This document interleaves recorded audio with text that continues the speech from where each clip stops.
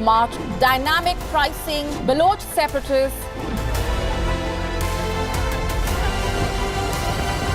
GRAVITAS cuts out the clutter. GRAVITAS keeps calm when others scream. GRAVITAS brings news to life.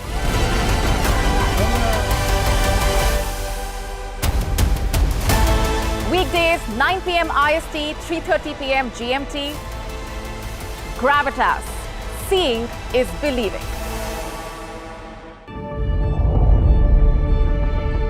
The Earth is sending distress signals. Wildfires, droughts, and melting glaciers. Can we reverse the damage? Explore the harrowing effects of climate change. It's a wake-up call. Global emergency. Climate Tracker on WION World is One.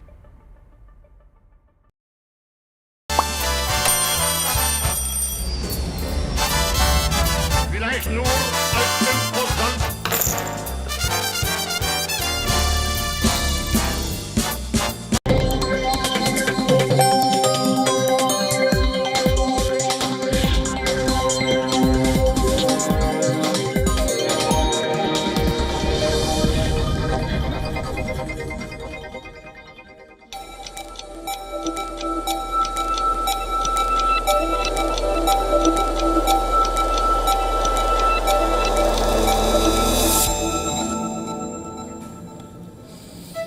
Hello and a very warm welcome. You're watching GRAVITAS with me, Molly Kampir. Lots lined up for you. Let's get started.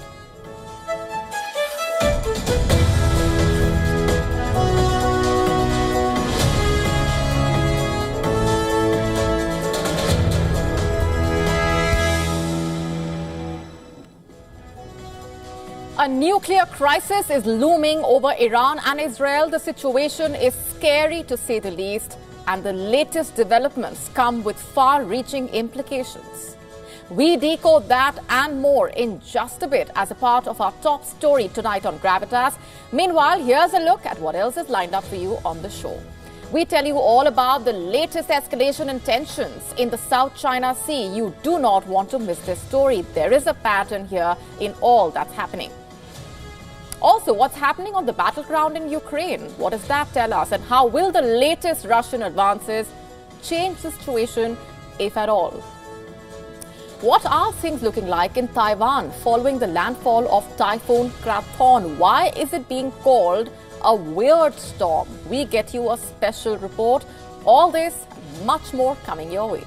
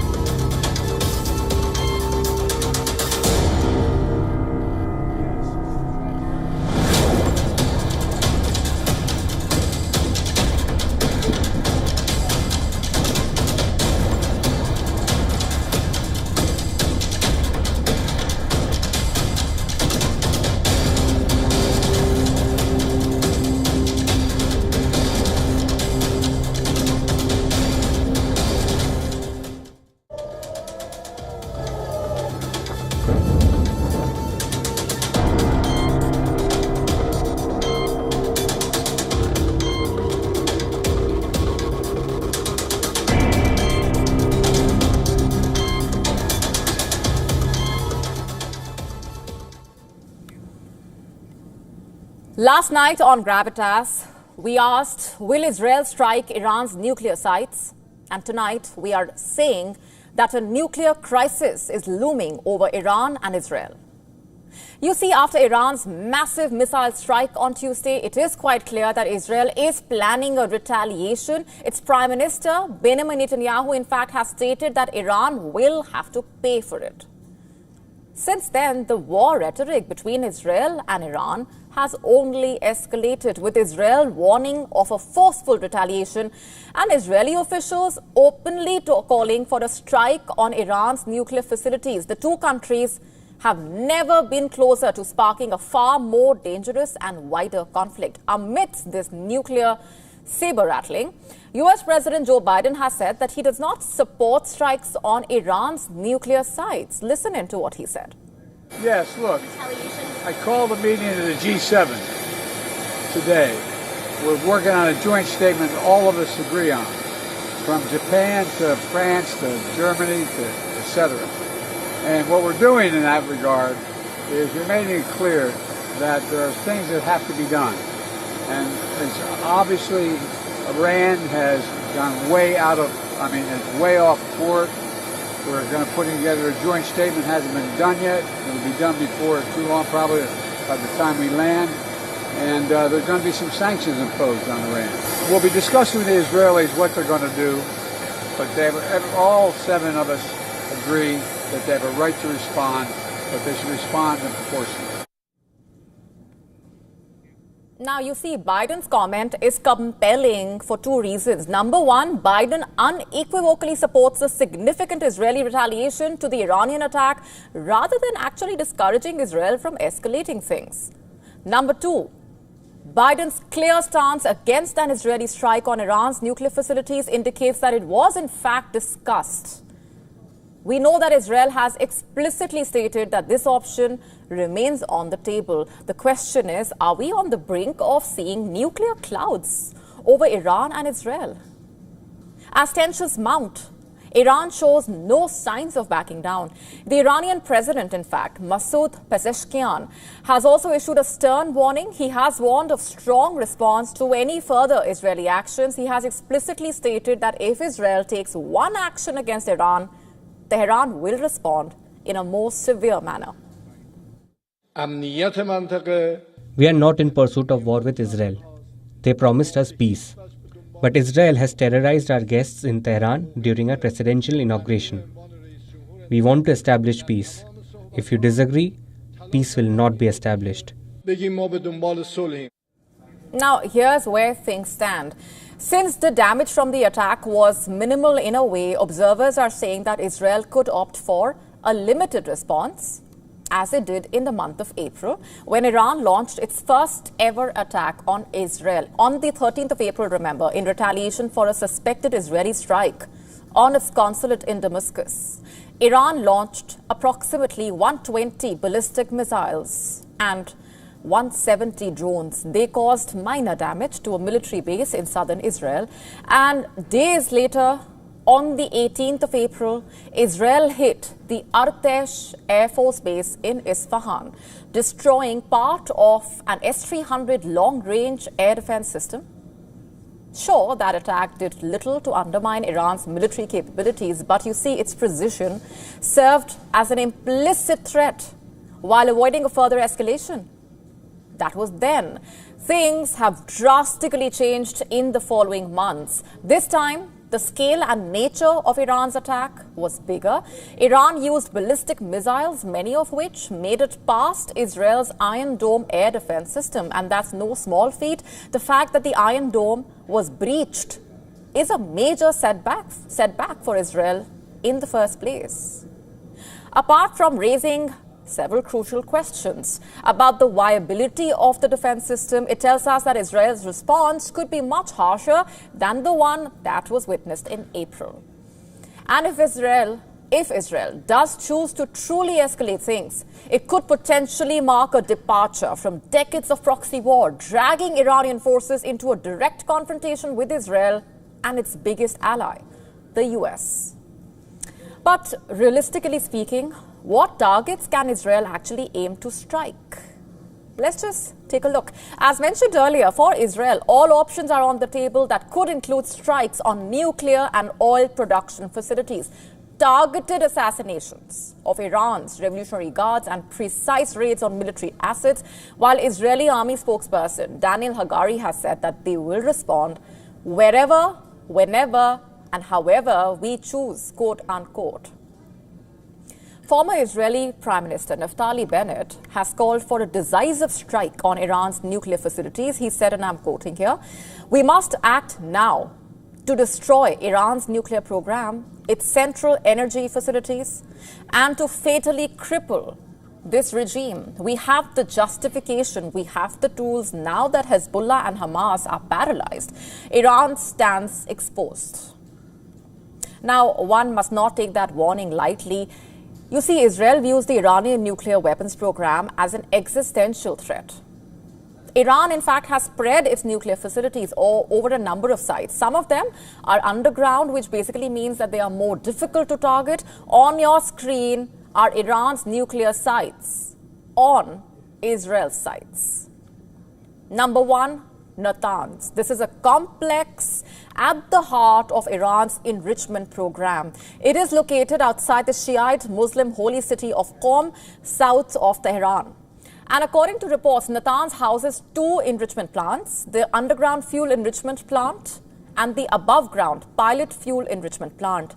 The FEP was reportedly built for enrichment on a commercial scale, able to house 50,000 centrifuges. Around 14,000 centrifuges are currently installed there, roughly 11,000 of which are in operation, as per reports refining uranium to up to 5% purity. Next, number two, Fordo. It is on the opposite side of Qom. It is reportedly an enrichment site dug into a mountain, therefore probably better protected from potential bombardment. The 2015 deal with major powers did not allow Iran to enrich at Fordo at all. In fact, reports say that it has now more than 1,000 centrifuges operating there. Reports also saying that Iran has recently doubled the number of centrifuges installed at Fordo. Number three, let's get to that map again, Isfahan. Iran has a large nuclear technology center on the outskirts of Isfahan, its second largest city. It includes the fuel plate fabrication plant and the uranium conversion facility that can actually process uranium into the uranium hexafluoride for the unversed. This is what is actually fed into centrifuges. According to reports, there is also equipment at Isfahan that can make uranium metal, a process that is particularly proliferation sensitive. It can be used to devise the core of a nuclear bomb. As per the United Nations nuclear watchdog, IAEA, there are machines there for making centrifuge parts. Number four on the map, Kondab. Iran also has partially built heavy water research reactor, originally called Arak, A-R-A-K. Now, it's called Kondab. Heavy water reactors pose a nuclear proliferation risk because they can actually easily produce plutonium, which, like enriched uranium, can be used to make the core of an atom bomb. Number five, Tehran Research Center. Iran's nuclear research facilities in Tehran include a research reactor. And finally, number six, Bushehr, Iran's only operating nuclear power plant that is located on the Gulf Coast. It uses Russian fuel that Russia then takes back when it is spent, as per reports, reducing the proliferation risk. Israel has historically targeted Iran's nuclear program in the form of cyber attacks, assassinations of scientists, bombs placed at Iranian nuclear facilities. Not only in Iran, Israel has also carried out similar operations in Iraq as well as Syria. Just take the Israeli attack on Iraq's Osirak in 1981 as an example. Israeli forces bombed the nuclear reactor in what they called Operation Opera. Iraq's dictator Saddam Hussein had started work on making a nuclear reactor in the 1970s. He signed a deal with France to build two nuclear reactors, Tammuz 1 and 2. In fact, Israel saw this as a big threat, as Iraq becoming a nuclear power under the dictator would be dangerous. It eventually decided to bomb the nuclear reactor while it was still under construction. Operation Opera was the longest range airstrike by Israel on a single day. And then Israel also bombed a suspected Syrian nuclear reactor in 2007. It was called Operation Outside the Box. The Israeli and US governments did not announce the secret raids for 7 months. The White House and the CIA subsequently confirmed that American intelligence had also indicated the site was a nuclear facility with a military purpose. In Iran, the Israeli strategy of striking nuclear sites so far allowed Israel to repeatedly roll the clock back on Iran's nuclear progress, while maintaining some level of credible deniability and avoiding further military escalation. And as a result, you see, Israel has largely remained within the rules. But now, with both countries openly striking each other's territory, Israel may see this as an opportunity or even feel compelled to target Iran's nuclear facilities directly. On its part, Iran is wary of starting a larger war. It has warned Israel against retaliation. It has said it does not want war, but warned that it will respond if threatened. For the rest of the world, the real question is, what happens when a bomb lands on a nuclear reactor? How many Hiroshima and Nagasaki does the world have to see? Will Iran become the next Chernobyl? Because if a bomb lands on a nuclear reactor, it will lead to huge danger across the world. It will cause a chain reaction, and the world will want anything but this. Is this what we have come to?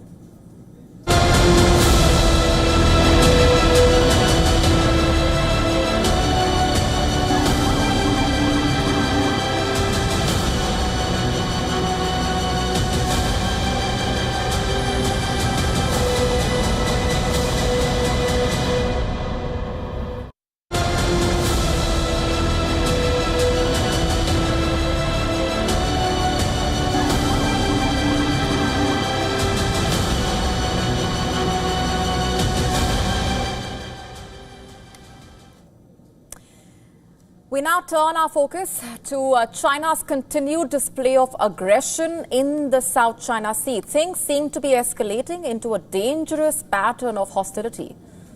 The latest incident happened when, as per reports, a Vietnamese fishing boat was attacked by Chinese authorities in waters near the Paracel Islands, an area claimed by both Vietnam as well as China. Now, this incident is not isolated. It is part of a growing list of aggressive moves by Beijing as it continues to flex its muscle and assert dominance over the region. Let's just break down the facts for you. Vietnamese fishing boats operating in Paracel Islands, what Vietnam calls the Hoang Sa Archipelago, were reportedly targeted by Chinese law enforcers who allegedly thrashed the fishermen and confiscated their equipment. Reports say Vietnam has formally protested this attack, demanding China respect its sovereignty, investigate the matter, and halt such hostile actions. Vietnam is extremely concerned, indignant, and resolutely protests the brutal treatment by Chinese law enforcement forces of Vietnamese fishermen and fishing boats operating in the Hoang Sa Archipelago of Vietnam. That's what the Vietnamese Foreign Ministry spokesperson has said in a statement as per reports. China, meanwhile, reportedly said that the Vietnamese fishermen were illegally operating near the Paracel Islands, what China calls the Shisha Islands. In its response to news agency Reuters regarding the incident, China's foreign ministry has said its actions were professional and restrained, and no injuries were found. Vietnamese state media reporting, however, portraying a different narrative. As per the local reports, around 40 people aboard 2 Chinese vessels attacked the Vietnamese fishermen with iron pipes, leaving several of them seriously injured, leaving some with broken arms and legs. You see, this is not an isolated incident. The South China Sea has become a hot spot for Chinese aggression, and Vietnam is not the only one at the receiving end. Over the past few years, there have been numerous similar reports where Chinese vessels or enforcement officers confront or outrightly attack boats from other countries. The Philippines, Malaysia, Indonesia have all had to deal with Beijing's growing assertiveness in these contested waters. In fact, just a few days ago, Chinese naval forces were accused of aiming high-powered lasers at a Philippine aircraft during a routine patrol near the Half Moon Shoal in South China Sea. And in the same incident, they could also be seen chasing two Philippine boats. As per experts, what we are seeing here is a clear pattern. China is ramping up its aggression in the region, pushing the boundaries bit by bit to see how far it can go in a way without provoking a larger conflict. It is a strategy that experts have called gray zone tactics, a series of actions that stop short of all-out war but are clearly meant to assert control and dominance.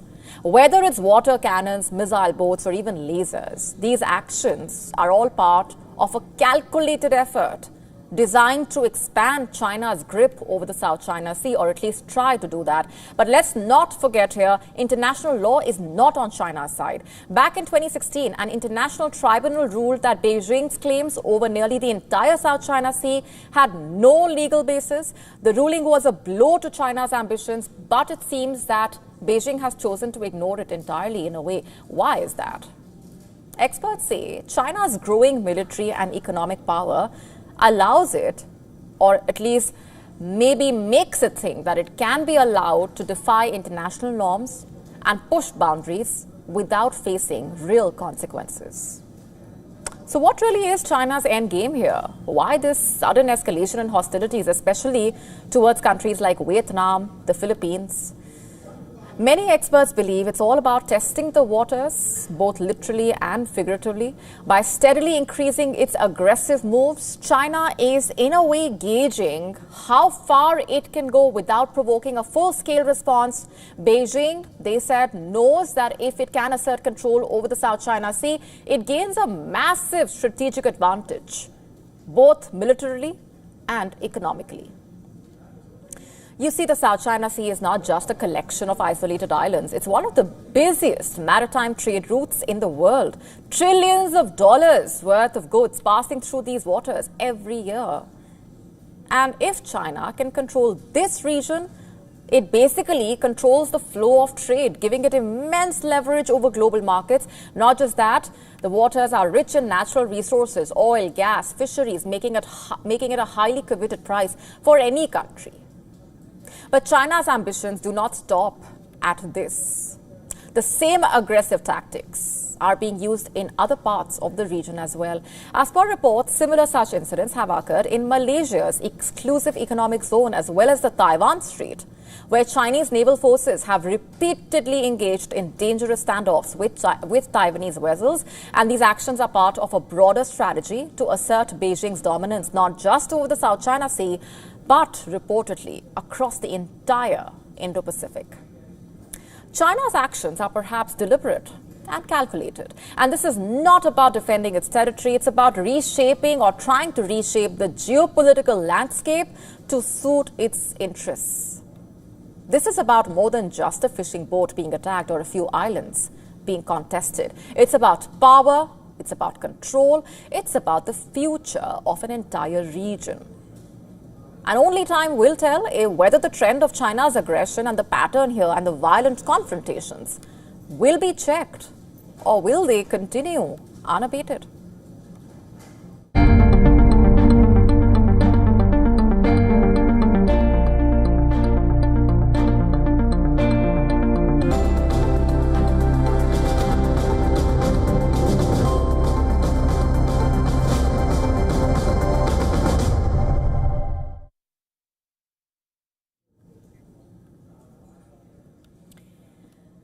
We now move to Bangladesh, a country gripped by deep economic turmoil, where the leadership of the interim government claims it needs time, perhaps years, to fix its political structure.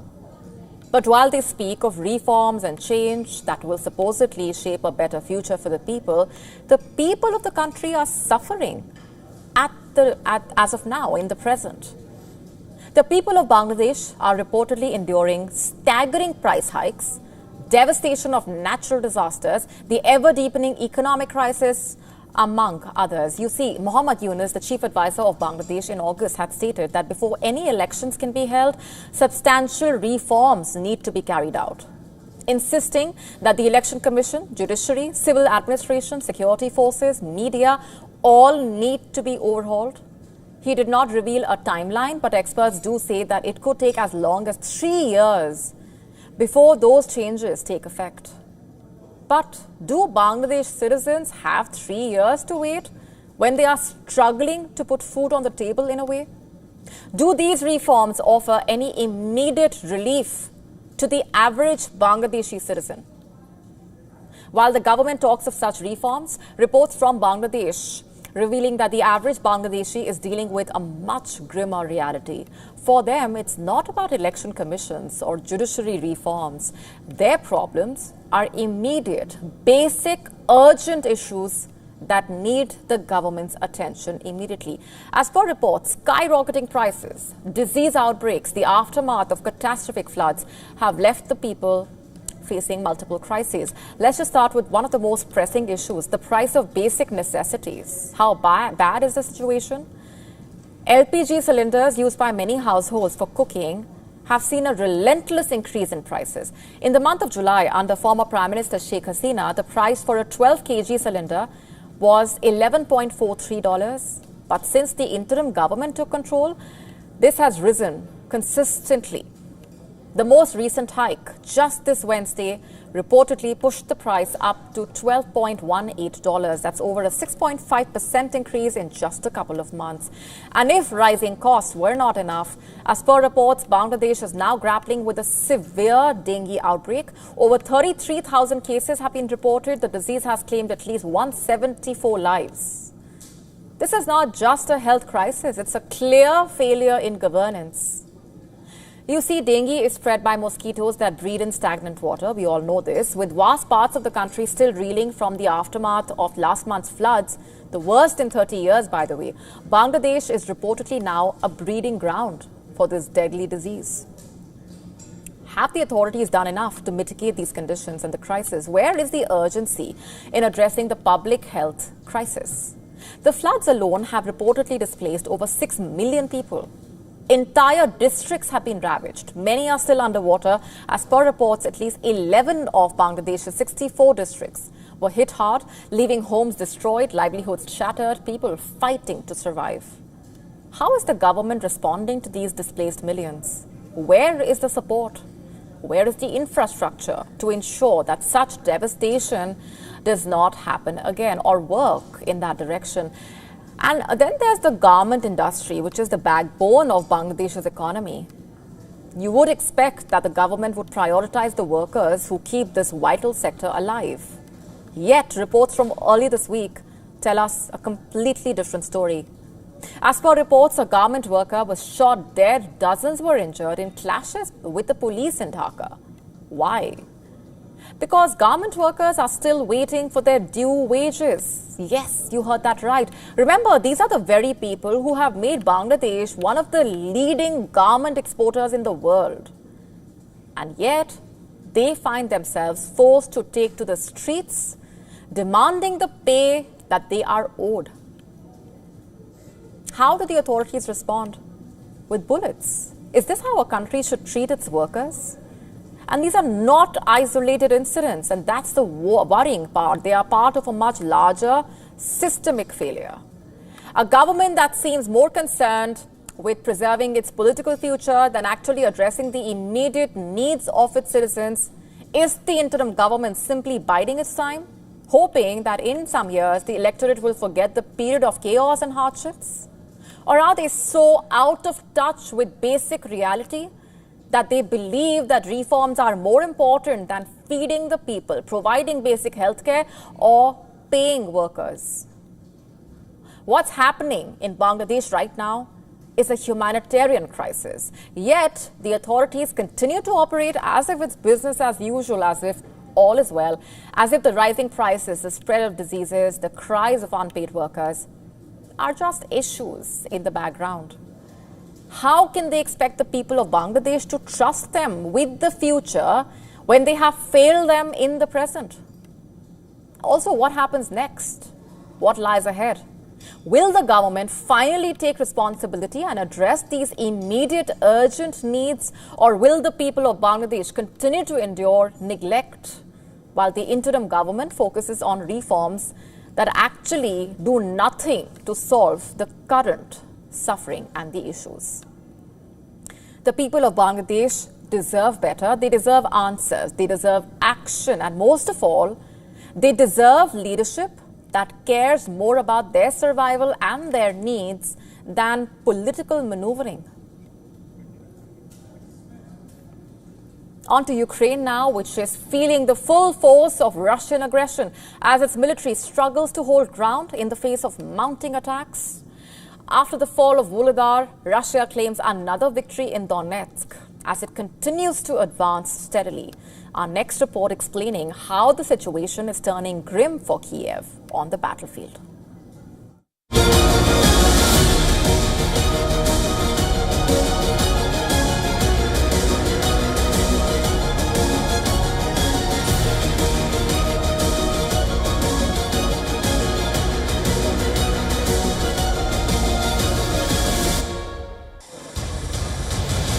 Another night brings destruction to Ukraine, with Kharkiv once again under heavy bombardment. Russia's glide bombs continue to pierce Ukrainian air defenses with devastating strikes on residential areas.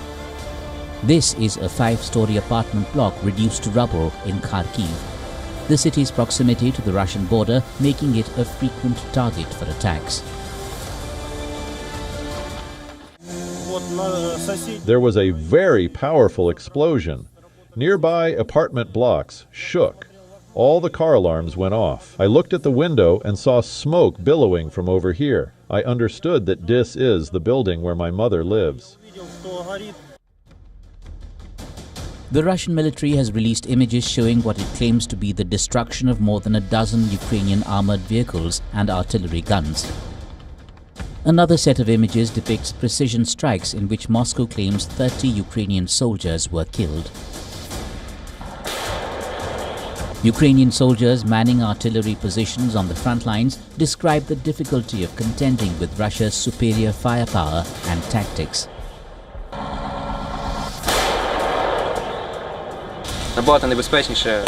Artillery is still the main means of supporting the infantry, but now the artillery is very much hunted. Our artillery isn't big in number, but it's hunted by Lancet drones, artillery and guided bombs. Artillery has become much more dangerous. Our main task is a counter-battery fight. The enemy has an advantage in the number of mortars, enemy guns. We are trying to reduce this advantage. A day after its stunning victory in Vuhledar, Russian forces have captured another settlement in Donetsk, reinforcing their position in the region. Full control of Vuhledar would improve Moscow's logistics and give its troops a significant tactical advantage, enabling them to more effectively use artillery from elevated positions. Zelensky continues to urge NATO to intervene by shooting down Russian missiles and drones before they can reach Ukraine. However, Western allies are hesitant, fearing that direct involvement could escalate the conflict further. The new NATO chief on his first visit to Kyiv promised to stand by its ally. But this is my first time here as NATO Secretary General. And it was important to me that I come to Ukraine at the start of my mandate to make crystal clear to you, to the people of Ukraine, and to everyone watching, that NATO stands with Ukraine. Despite the support from the West, Ukraine's situation on the Eastern Front is growing more difficult. Russian troops are using refined tactics and superior manpower to make steady gains. In key areas like Vuhledar, battlefields that have remained stagnant for over 2 years are now seeing movement. And it's largely in Russia's favor. Bureau Report, WION World is One.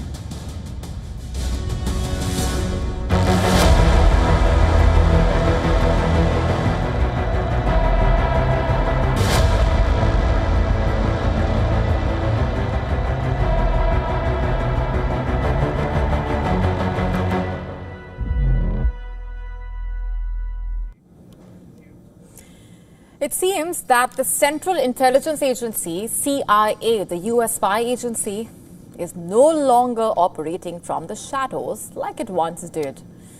In a surprising move that breaks from the traditional secrecy, the CIA has taken to social media. Yes, social media. Can you guess for what? To recruit informants. Let that sink in. And let me just say that again, in case you found it hard to believe. CIA has taken to social media for recruiting informants from countries like China, North Korea, Iran. So what was once an agency that worked behind closed doors in secrecy is now reportedly placing recruitment ads across multiple social media platforms, including X, formerly known as Twitter, YouTube, Instagram, Telegram, Facebook, even LinkedIn. As per reports, on Wednesday, the CIA posted instructional videos in Mandarin, Korean, Farsi, all aimed at drawing in potential informants from within these countries. If you were wondering, these videos are not like any spy movies or any other spy scenes. They are rather straightforward, focused on giving practical advice.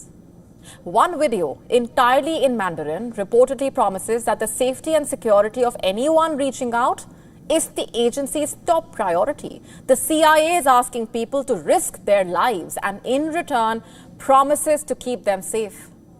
And how exactly do they intend to keep that promise? As per reports, the agency instructs would-be informants to reach out using computers or networks that cannot be traced back to their personal identities.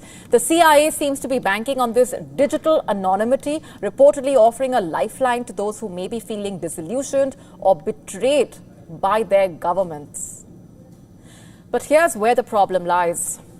Is an open public plea like this one really the best way to win trust? Can an intelligence agency still function effectively while broadcasting its motives, its intentions out to the world? According to reports, a statement by the CIA said that they want to make sure individuals in other authoritarian regimes know they are open for business. Reports say Liu Pengyu, a spokesperson for China's embassy in Washington, was quick to condemn the CIA's efforts, calling any attempts to drive a wedge between the Chinese Communist Party and the Chinese people futile, emphasizing that the Chinese people have faced countless challenges and risen above them with resilience and perseverance.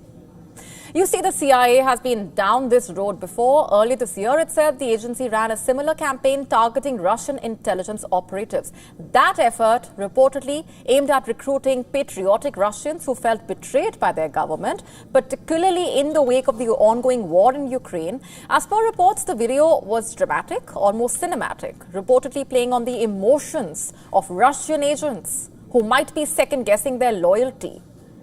At the time, the CIA director, William Burns, called it a rare opportunity to tap into growing discontent within Russia's ranks. The Kremlin at the time brushed it off, reminding everyone that platforms like X had been banned in Russia since 2022. Now, with the new round of videos, the CIA reportedly has made it clear that its Russian campaign was successful enough to expand this approach. As per a Reuters report, the CIA spokesperson confirmed that the agency's efforts in Russia yielded results, and now they are basically extending their hand to individuals in other countries. Perhaps it is a bold strategy, but it also raises an important and a very basic question. How discreet can the CIA really be, especially when their recruitment videos are being shared across the same platforms where millions of random videos and memes do the rounds on a daily basis? As per a Bloomberg report, David Cohen, the CIA's deputy director, has said that there are individuals within China who are disillusioned with the Xi Jinping regime. And along with China's economic slowdown, it was an opportune moment to seek fresh informants. The CIA is perhaps banking on cracks in China's armor, and they are looking to exploit them.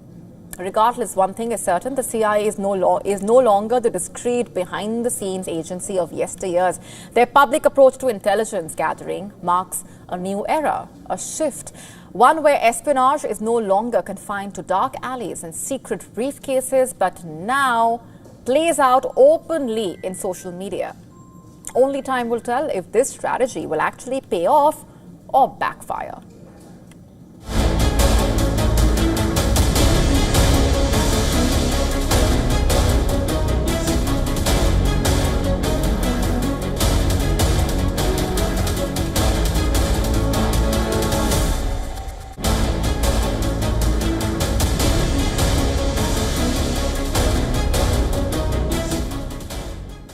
The Pakistan Tehreek-e-Insaf has given a fresh call for countrywide protests on the 4th of October in Islamabad. Its leader, Imran Khan, has urged the citizens to come out in large numbers to protest for independence of the judiciary and their freedoms. In a statement attributed to PTI founder on social platform X, the former premier urged the people to make sacrifices for freedom. In fact, Imran Khan said, Pakistanis must not hesitate to offer sacrifices for liberty, just like the Hezbollah chief Hassan Nasrallah and Hamas leader Ismail Haniyeh, who were killed in Israeli attacks. Anticipating a large number of PTI supporters, security forces have turned Pakistan's capital Islamabad into a fortress. Police have placed roadblocks leading to the red zone in Islamabad, Faizabad, on the express highway. A defiant Imran Khan, in fact, has appealed to his supporters to gather in Islamabad D Chowk on Friday and the Minar-e-Pakistan in Lahore on Saturday. In the recent past, Imran Khan's protest calls have seen huge people's participation. The protests have also witnessed clashes between his supporters and the police. On the 8th of September itself, in Islamabad, police cracked down on protesters who pelted stones at them. And on the 21st of September, after failing to get permission at the Minar-e-Pakistan ground in Lahore, party workers held a massive rally at a cattle market on the outskirts of the city. The former Prime Minister has been in jail for the past 14 months on multiple charges, including graft. Meanwhile, the Pakistan government has banned public gatherings in the areas where Imran Khan has called for demonstrations. Our Pakistan Bureau Chief Anas Malik getting us this report from Islamabad. Have a look. Imran Khan's party has announced that they will be marching here at the D Chowk in Islamabad on Friday, and they will continue until they get to their final destination, even if it takes them days. Now, it is pertinent to mention that Islamabad actually depicts that of a port site with shipping containers being placed in and around the city, barring access in a bid to prevent the protesters from reaching Islamabad and also from getting here to this point. Anas Malik, Islamabad, Pakistan, for WION, World is One.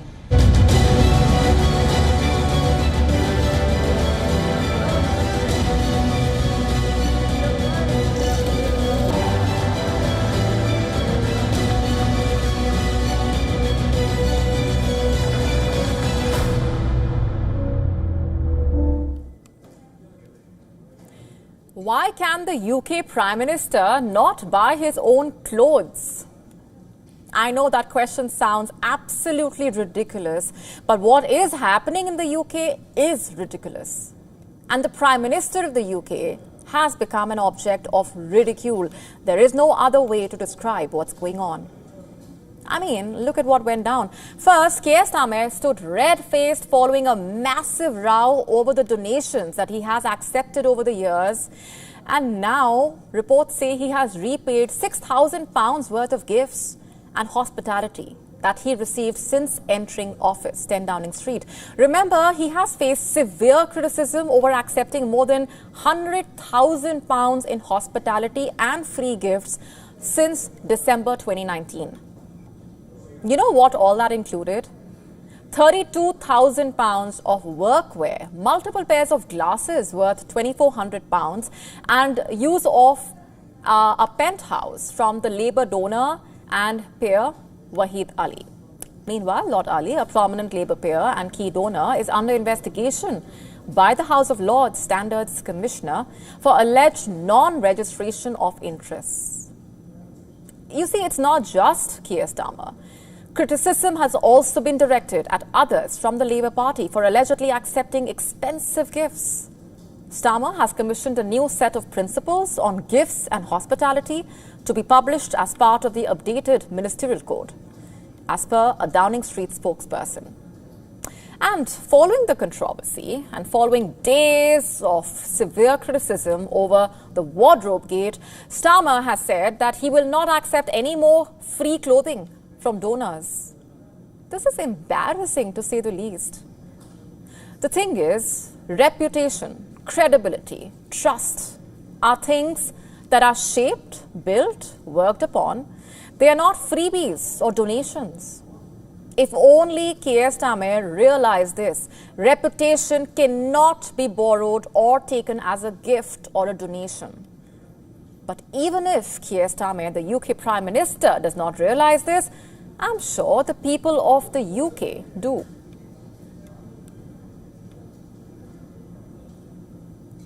On to Taiwan now, where Typhoon Krathon has made landfall, accompanied by gusts of wind and heavy rainfall that killed 2 and injured over 100 so far. Our next report getting you the details.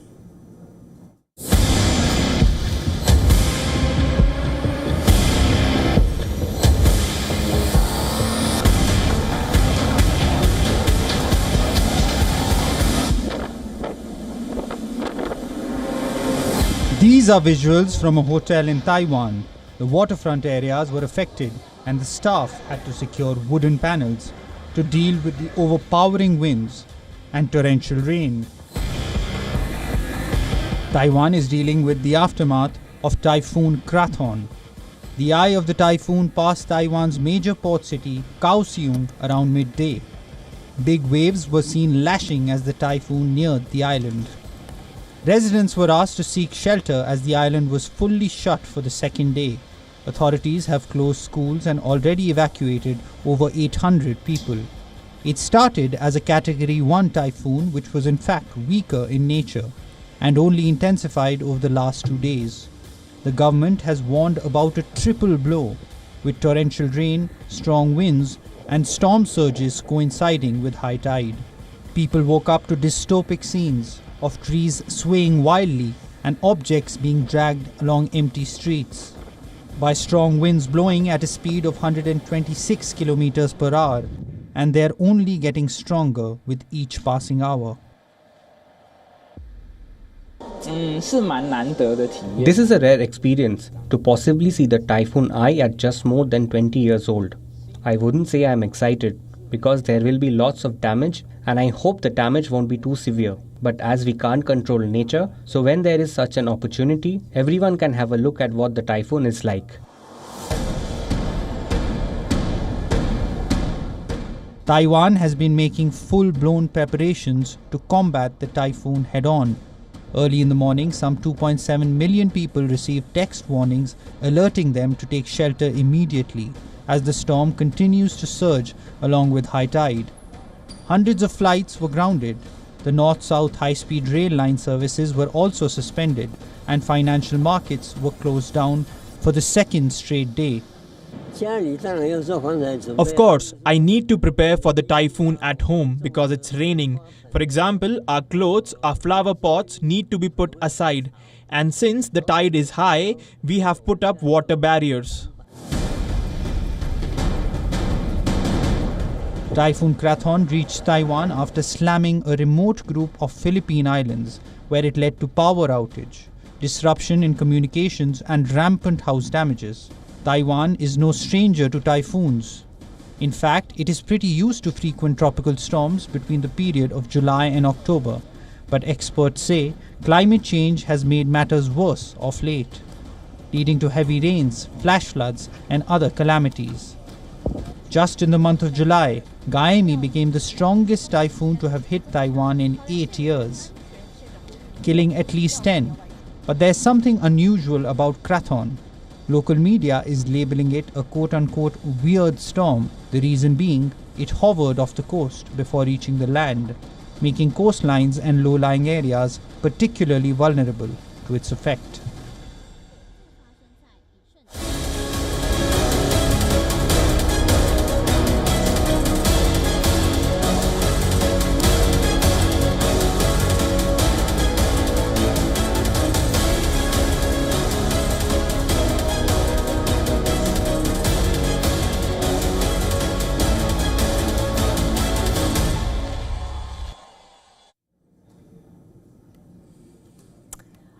Let's now talk about Melania Trump.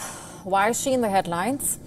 Ahead of the upcoming presidential elections in the United States, she has broken ranks in a way and expressed a view on a key poll issue that basically contradicts her husband and Republican presidential candidate Donald Trump's views. You heard that right. In her upcoming memoir, set to be published a month from Election Day, Melania Trump vigorously defends abortion rights. Now, this is big, to say the least. You see, the former First Lady of the U.S. and wife of the Republican presidential candidate Donald Trump has rarely expressed her political views in public. But now, by diverging from her own party line and aligning with her husband's rival, she addresses a big election issue that could sway voters' decisions in the upcoming November election. Remember, the Kamala Harris versus Donald Trump contest also marks the first presidential election since the U.S. Supreme Court overturned Roe versus Wade 2 years ago, leading to restrictions on access to the procedure in 22 U.S. states. The memoir, simply named Melania, will be published a month from Election Day. According to British newspaper The Guardian, which obtained a copy of the book, Melania Trump writes, and I'm quoting, "It is imperative to guarantee that women have autonomy in deciding their preference of having children based on their own convictions, free from any intervention or pressure from the government." She says restricting a woman's right to choose whether to terminate an unwanted pregnancy is the same as denying her control over her own body. "I have carried this belief with me throughout my entire adult life," quote unquote.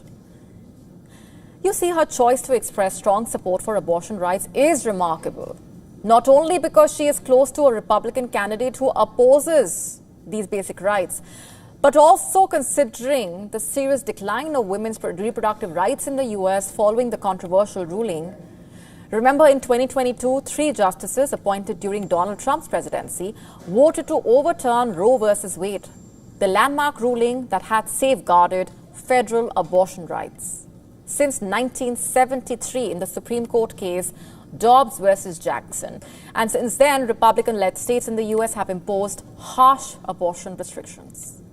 Donald Trump, for that matter, has sought to claim credit for the Dobbs decision, a long-standing goal of evangelical and conservative Catholic supporters in America, while also trying to avoid the backlash that it has generated by arguing that abortion rights should be determined by each state. However, Democrats have achieved a series of election victories by focusing on this issue even in conservative states. Threats to reproductive rights, including challenges to fertility treatments such as IVF, are proving troublesome for Republicans at all levels of this year's election. Just to be clear here, Trump has throughout his campaign shifted views as far as abortion is concerned. And this has frustrated social conservatives and anti-abortion rights groups. They are pushing for a nationwide ban, remember. Trump has stopped short of backing a federal abortion ban. Trump has, in fact, throughout his campaign, shifted views on abortion. It has frustrated, like we said, the social conservatives and anti-abortion rights groups. During the first presidential debate with his rival, Kamala Harris, Trump basically declined to say whether he would veto a national ban. The former president has also criticized some of the most restrictive state laws on abortion, namely a 6-week ban in place in Florida where he lives. He said he favors exceptions in cases of rape, incest, or when the life of the mother is at risk. The former president called Florida's ban a terrible thing and a terrible mistake. In the U.S., more than 90% of U.S. abortions occur at or before 13 weeks of gestation. According to data from the CDC, less than 1% of abortions take place at or after 21 weeks. Recent reporting has highlighted cases of women who have died in states where abortion has been banned.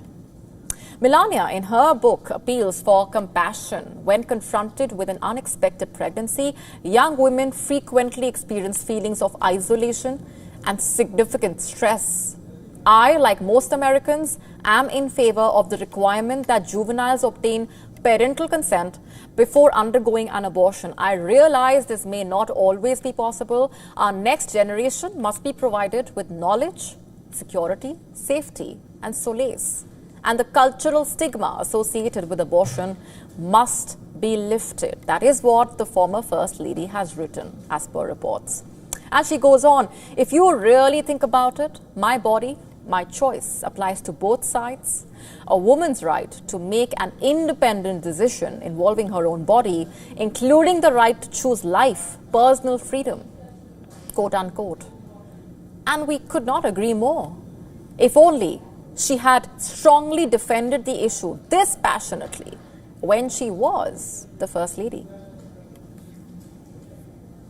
With that, it's a wrap on this edition of Gravitas Tonight. This is me, Molly Gampil, signing off. Thanks very much for watching.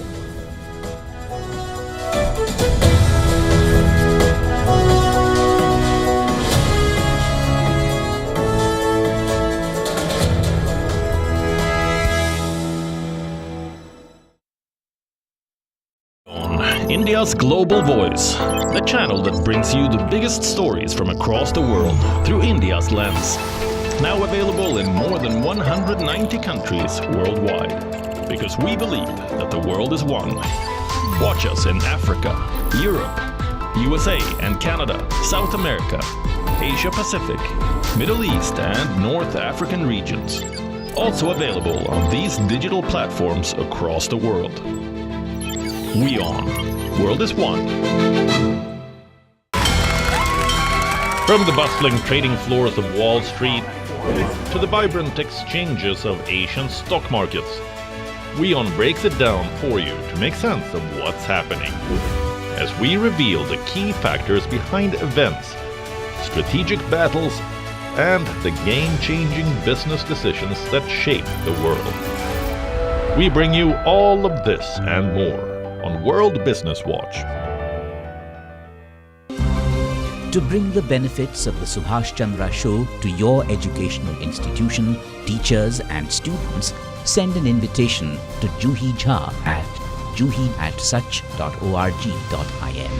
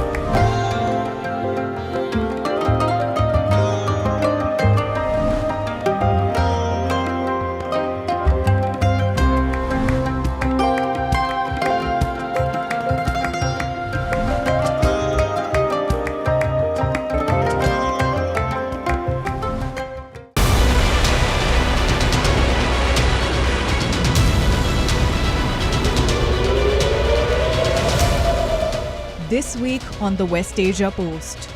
In a massive strike, Iran rains missiles on Israeli spy and military bases. Israel vows to retaliate. This episode decodes the decades-long Israel-Iran conflict. Also on the show, Israeli forces suffer heavy losses as they launch a ground operation in Lebanon. And Hezbollah group mourns the death of its leader Hassan Nasrallah. We also throw light on Mossad's covert operations in West Asia and the cost of deadly wars in the region. Watch the West Asia Post with me, Radi Francis, only on WION The World is One. Everyone loves a contest.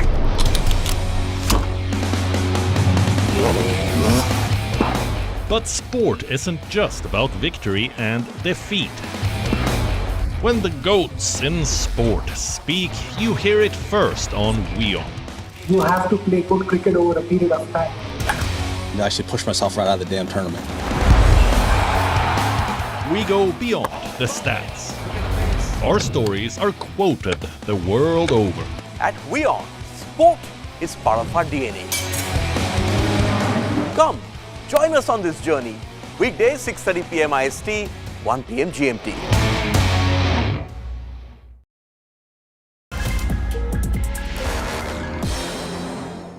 Well, I'd like to congratulate WION for launching this new show, WION Business Masters. And I think this will be a stellar edition because the world of business is at the very heart of what the real world is about. So I think integrating this in the WION content calendar is a great idea and I congratulate you for it.